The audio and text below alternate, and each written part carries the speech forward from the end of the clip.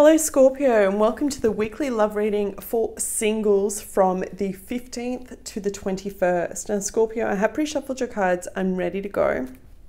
Before I get started, I wanted to give a massive shout out to all of my loyal subscribers. I'm so sorry I wasn't able to do the singles read for you guys last week. I was traveling for my day job and there just simply wasn't enough time. I was exhausted and it just wasn't going to happen because I was away.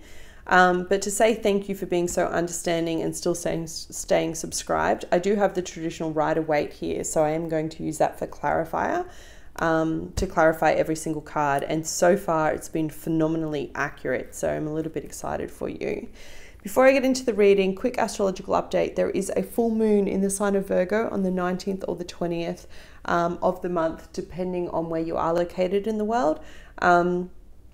For those that are in Oz, it's at like either midnight or about 1:24 in the morning. So it's going to be pretty intense energy. And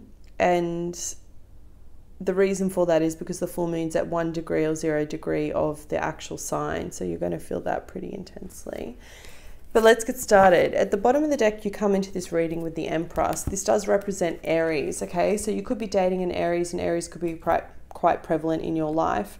The other signs I'm getting are Scorpio, a Virgo, a water sign, Cancer, Scorpio, Pisces, so Scorpio again, and also a younger earth sign, Taurus, Virgo, Capricorn, Virgo again, and a younger water sign, Cancer, Scorpio, Pisces. So Scorpio's come up very strong, and so has Virgo, Scorpio, Virgo. What's interesting is that I'm trying to remember what your reading was. Yeah, it was about rebuilding for you guys as singles. You come into this period with the Emperor, right? So this is very empowered energy. This is the King of Kings. This could be someone in your life that you're dating. This could represent you and your energy. You've come up nice and strong as your card, right? So the Scorpio card is Death, come up right here in your reading, and it's next to the King of Cups.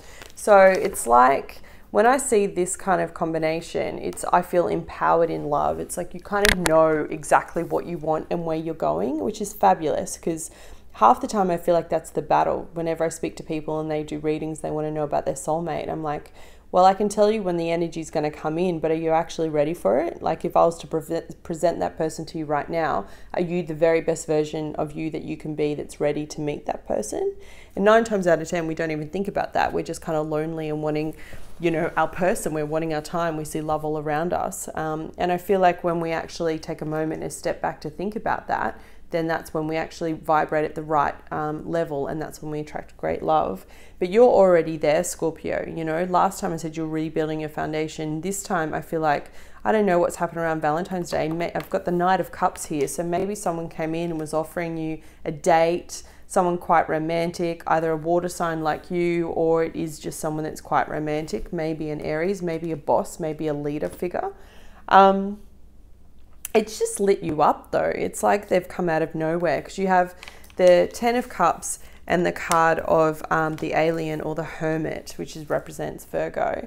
So it's like emotional abundance, fulfillment, but also kind of ticking your spiritual box, ticking your intimacy when it comes to the soul stuff.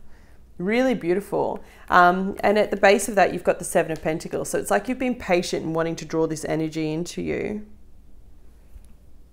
And what's really interesting is you have 2 knights side by side. So you have the Knight of Cups, like this is an offer. It sometimes can speak about proposals depending on the other cards, but that's not what's coming up here. It's just an offer of love. And then you also have the Knight of Pentacles. So it's an offer of love and stability and security. What a combination, Scorpio. And at the bottom of that, you have the Ace of Swords. So it's like getting clarity in whatever this connection is. Interesting. All right, let's get some additional guidance. Eddie, can I please have some additional guidance on the card of Death, please? Please show me. Thank you. Justice. This could be a Libra, or this could speak about you finally finding the balance within relationships, or maybe you've been wronged by someone from your past and they're coming back to apologize. A card, please, on the King of Cups. Sorry, guys, that was my poor shuffle. One card on the King of Cups, please.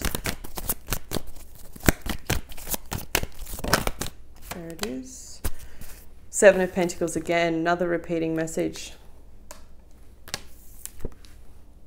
Cards have been doing this all night. It's amazing when you use dual decks, how much more insight that you get. A card, please, on the Ten of Cups. Yeah, feeling really anxious. Like, is this, am I going to find my person? Is it coming in? We've got that full moon in Virgo on the 19th to the 20th. And I feel like when you get to that, you've got the card of Virgo here, things will start to shift, okay? The energy is going to shift. Just as I say that, the cards go everywhere. What was that card? Four of Wands. Energy is going to shift into commitment. Like, I mean, that's just crazy. One card, please, on this Prince of Cups. One card on this Prince of Cups, please. One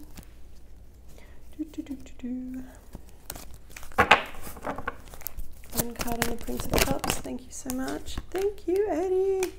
Tower moment. Ooh. It could just be sudden information that comes to you about an injustice, and you've been very patient in getting this apology, or patient in getting something coming to you that you were meant to deserve. A card, please, on the Prince of Pentacles. Thank you. Five of Wands. Yeah, it's someone that, maybe an earth sign that you were previously dating and you argue with a lot. Maybe you moved away from them and they're kind of giving you grief as you're trying to draw in a new connection. Card, please, on the Seven of Pentacles. You need to have patience, okay? This is a week for you of having patience, of sitting back and just kind of letting it fall. Be careful not to get too hot-headed and close down. Page of Swords. Yeah, or search and stalk them on social media. Card, please, on the Ace of Swords. 2. Wow. Yeah, because look at what's coming in for you, right? Yes, there's arguments and you need to defend yourself, but you've got the Ace of Swords and the Ace of Pentacles. So if you could just get through this week, right, whatever bullshit comes up from your ex, or whatever bullshit comes up from whoever it is that you're kind of dating that's around you, you are going to get an apology from someone that owes you an apology. And I feel like it's going to take you by surprise. Like, you weren't expecting it, right? It's just like, wow, I wasn't expecting you to come out of the blue and actually apologize for all the shit that you did. But I feel like it's going to happen, and it's going to give you the clarity that you need to move forward and really manifest what it is that you want. And what you want is this beautiful, brand new, stable beginning of something concrete where you're not arguing and fighting with each other every moment. It's amazing, actually. It's a really cool reading, and I know that's happened quick, but it's like you're going to get everything that you need if you can just hang in there, be patient, and you'll be able to close out the cycle. The full moon's all about releasing and letting go, right? So I feel like you need to release someone that's quite toxic, and it's going to catch you off guard, like you're not expecting this. So you know how I said that you had the Emperor at the bottom of the deck, right? Well, your Oracle card has come out as the Emperor lead. It's pretty cool. So in flow tonight. All the cards have been like jumping and just mirroring double messages. Amazing. Okay, let me read this for you. The key words are guide, prioritize, act, structure, effort, and reason. In matters of the heart, the energy of this card can both help and hinder. Examine the role that you play in your relationships. Do you take the lead and guide the direction of the relationship, or do you follow the other person? If you lead, are you forcing your will on the other person? And if you follow, are your own needs being met? A solid relationship involves give and take, lead and follow.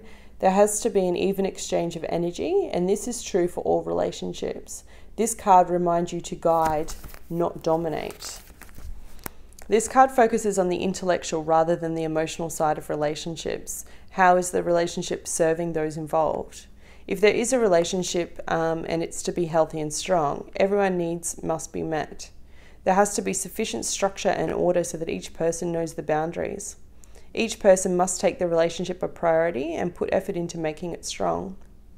And finally, the decisions made in and about the relationship must be based around sound reasoning rather than pure ego. If you're looking for a romantic relationship, are you actually searching, or are you hoping someone will simply show up in your life? This is a card of action, of being proactive, not reactive. Take the lead, network, and make yourself available. Wow, it's a pretty strong message for you there, Scorpio. And the affirmation says, I ensure that my relationships are healthy and that each person's needs are met. There you go. Unexpected apology coming in for you. A new way to move forward and manifesting a bright new future. Great week. Just be patient. All right. I hope you found this reading helpful. If you did, please hit the like button. It helps the channel more than you know. And I'll be back with you next week. Take care.